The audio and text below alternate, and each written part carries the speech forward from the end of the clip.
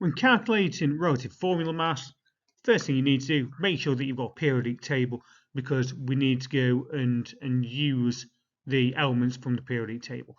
Remember that when we go in and we are looking at these elements from the periodic table, remember that the masses are the top numbers. So for oxygen it's 16, for hydrogen it's 1, for calcium it's 40.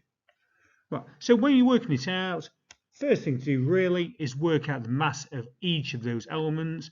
So we can see here that we've got 1 calcium, and because we've got 2 down here, we've got 2 oxygens and 2 hydrogens.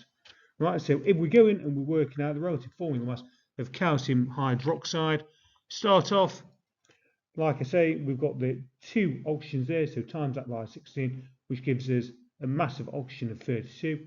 We've got 2 hydrogens, which gives us a mass of 2 for hydrogen, and the calcium is just 40. So when we go and just add them all together, the relative formula mass of calcium hydroxide is just 74. If you go follow that kind of method each time, you should get it right each time.